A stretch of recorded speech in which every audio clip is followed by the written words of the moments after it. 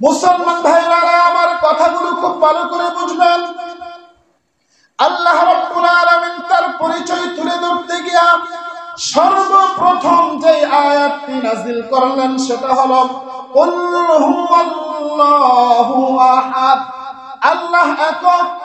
এই পৃথিবীতে শুধুমাত্র কেবলমাত্র একজন নবী আছে, তিনি হলেন আল্লাহ। তার পরিচয় হলো তিনি এই পৃথিবীকে সৃষ্টি করেছেন, তিনি এই সুবিশাল আকাশ সৃষ্টি করেছেন, তিনি এই সুবিশাল জমিন সৃষ্টি করেছেন, তিনি এই পাহাড় পর্বত নদী নালা খাল বিল সমস্ত কিছুই সৃষ্টি করেছেন।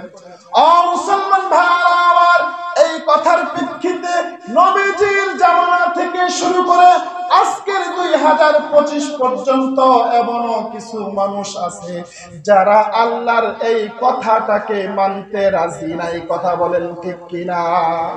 ও মুসলমান ভাইরা আমার, যারা আল্লাহকে মানে না, আল্লাহ এক এই কথাটাকে যারা বিশ্বাস করে না, তারা মনে করে এই পৃথিবীটা এমনি এমনি প্রাকৃতিক ভাবে হয়েছে, এই জমিন প্রাকৃতিক ভাবে হয়েছে, পৃথিবীর সমস্ত মানুষ প্রাকৃতিক ভাবে হয়েছে, চন্দ্র সূর্য গ্রহ নক্ষত্র তারকারাজি সবকিছুই প্রাকৃতিক ভাবে হয়েছে। তাদেরকে আমরা আমাদের ভাষায় বলে থাকি হলো নাস্তিক। বলেন কি বলে থাকে? নাস্তিকরা কোন ধর্মে বিশ্বাসী নয়, তারা কোন ধর্ম মানে না, তারা আল্লাহকে বিশ্বাস করে না। মুসলমান ভাইরা আমার খুব ভালো করে বুঝবেন, আমাদের ইমাম আবু হানিফা রাহমাতুল্লাহি আলাইহি তার জামানাও কিছু নাস্তিক ছিল। তারা সেই জামানায় সেই দেশের সরকারের কাছে গিয়া প্রস্তাব করলো। সরকার ছিল মুসলমান, তারা এক আল্লাহ বিশ্বাসী। নাস্তিকরা ডাক দিয়া বলল, গো বাদশা, তোমরা তো বলো এই পৃথিবী আল্লাহ সৃষ্টি করেছেন, এই পৃথিবীর মধ্যে একজন আল্লাহ আছে, কিন্তু তোমাদের এই কথাটাকে আমরা বিশ্বাস করি না, আমরা মানি না। যদি তোমরা প্রমাণ করতে পারো এই পৃথিবীর মধ্যে আল্লাহ একজন আছে, এই পৃথিবী বানানেওয়ালা একজন আছে, এই পৃথিবী সৃষ্টি করেনেওয়ালা একজন আছে, তাহলে আমাদের নাস্তিকদের সাথে তোমরা বসো, মুনাজারার আয়োজন করো। মুনাজারায় যারা জিতবে তাদেরটাই রায় হবে, দেশের মধ্যে তাদের আইন চলবে। তোমরা যদি মুনাজারায় এটা বাস্তবায়ন করতে পারো যে আল্লাহ আছে, দুনিয়া সৃষ্টি করেছেন, তাহলে আমরাও তোমাদের কথাকে মেনে নিব। বাদশা তার মন্ত্রী পরিষদের মধ্যে ঘোষণা করে দিলেন, নাস্তিকদের সঙ্গে মুনাজারা করতে হবে, নাস্তিকদের সামনে সাব্যস্ত করতে হবে পৃথিবী বানানোওয়ালা একজন আছে। এবার কাকে আনা যায়? মন্ত্রী পরিষদ থেকে তাকে প্রস্তাব করা হলো, আমাদের মুসলমানদের একজন ইমাম আছে যার নাম হলো ইমাম আজম আবু হানিফা রাহমাতুল্লাহি আলাইহি, তার বাড়ি হলো দাজলা নদীর পারে। তাকে যদি আপনি আনতে পারেন, তার সাথে কোন নাস্তিক মুনাজারা করে পারবে না। এবার বাদশা ইমামে আজম আবু হানিফা রাহমাতুল্লাহি আলাইহিকে খবর দিলেন, খবর পাঠায় মুনাজারার আয়োজন করলেন। নাস্তিকদের সঙ্গে একটা বসা পড়া হলো, কথাবার্তা হলো। মুনাজারা হবে কবে? শনিবার দিন। কয়টায়? সকাল 10 ঘটিকার সময়। কোন জায়গায়? সৈয়দপুর বাজারের স্কুল মাঠের মধ্যে বড় সড় আয়োজন।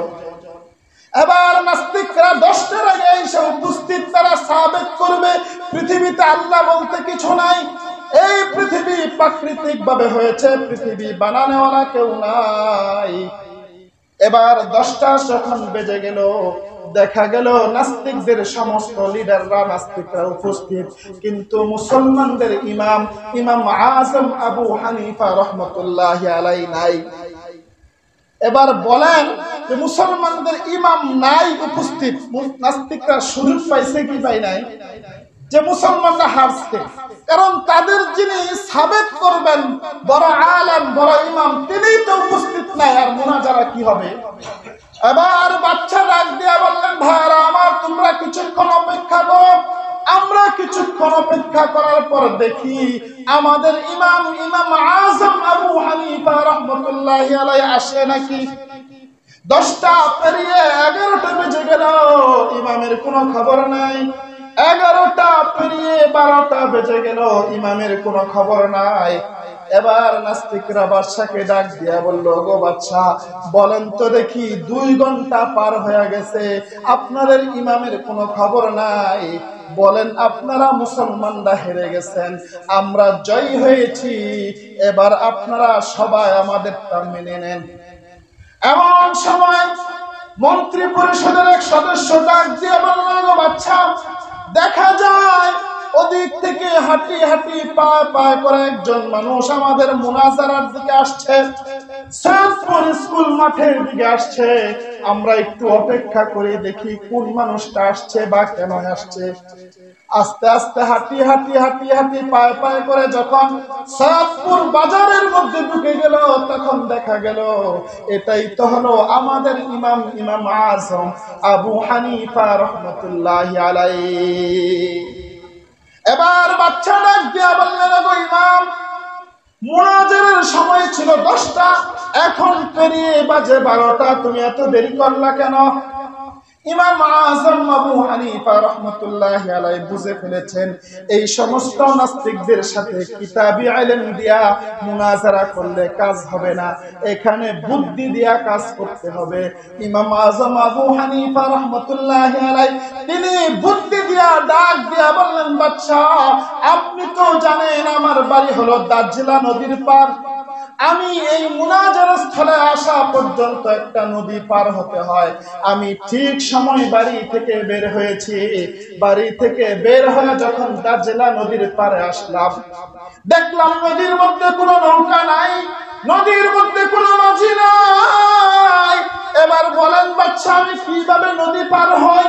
আমি দীর্ঘ সময় নদীর কিনারায় দাঁড়ায় রইলাম, কোন নৌকার মাঝি না পাওয়ার কারণে আমি নদী পার হতে পারলাম না।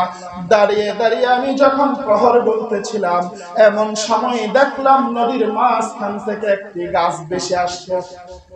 এবার দেখলাম গাছটা অটোমেটিক ফাড়া হয়ে গেল, অটোমেটিক ফেরে ফেরে তক্তায় রূপান্তরিত হয়ে গেল। এবার দেখলাম গাছগুলো, তক্তাগুলো একে একে লাগা শুরু করে দিল। এবার দেখলাম নদীর মাঝখান থেকে একটি পেরাগের বস্তা ভেসে আসলো, সেই পেরাগগুলো অটোমেটিক নৌকার মধ্যে লাগা হয়ে গেল। আবার দেখলাম নদীর মাঝখান থেকে অটোমেটিক একটা আলকাত্তার দাম ভেসে আসলো, আলকাত্তাগুলো অটোমেটিক নৌকার মাঝে লাগা হয়ে গেল। এবার আমি নৌকাটা দেখে দেখলাম নদীর কিনারায় এসে আমাকে আমার সামনে এসে থামলো। আমি নৌকার মধ্যে উঠলাম, নৌকায় ওঠার পর দেখলাম নৌকাটা অটোমেটিক একা একাই চলতে শুরু করে দিল।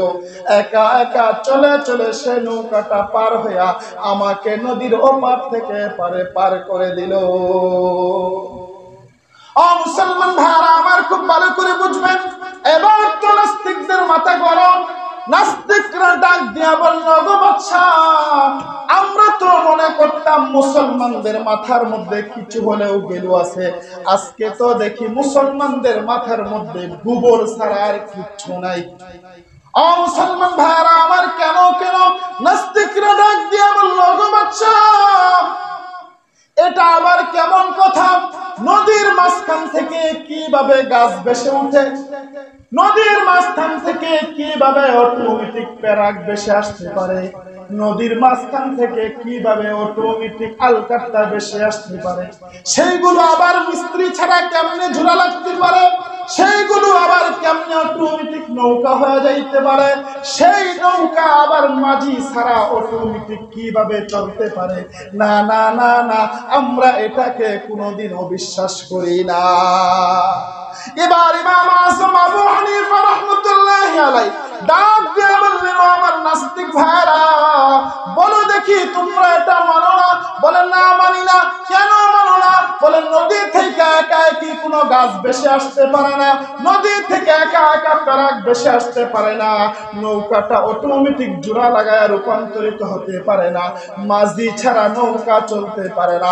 এবার ইমাম আজম আবু হানিফা রাহমাতুল্লাহি আলাইহি ডাক দিয়ে বললেন, ভাই, তোমরা যদি এটা বিশ্বাস করা একটা নৌকা একা একটি মাঝি ছাড়া চলতে পারে না, বানানেওয়ালা ছাড়া বনতে পারে না।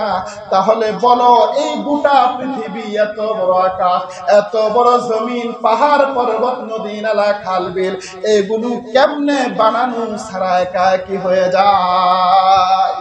এগুলো কেমনে প্রাকৃতিক ভাবে হয়ে যায়? ইমামের একটা যুক্তিতে, একটা কথাতেই সমস্ত নাস্তিকরা চুপ হয়ে গেল। এবার তারা কোনো জবাব দিতে পারলো না, উত্তর করতে পারলো না। বাদশা মুসলমানদেরকে জয়ী ঘোষণা করে দিল। যেই সমস্ত নাস্তিকরা সেখানে উপস্থিত ছিল, সমস্ত নাস্তিকরা সাথে সাথে কালেমা পড়ে মুসলমান হয়ে গেল। বলেন আশহাদু আল্লাহ ইলাহা ইল্লাল্লাহু ওয়া আশহাদু আন্না মুহাম্মাদান আবদুহু ওয়া রাসূলুহু। এবার সৈয়দপুরবাসী, আপনাদেরকে আমি জিজ্ঞাসা করতে চাই, এই মুনাজারায় জয়ী হয়েছে মুসলমানরা না নাস্তিকরা? আর জোরে আওয়াজ করে বলেন মুসলমানরা না নাস্তিকরা?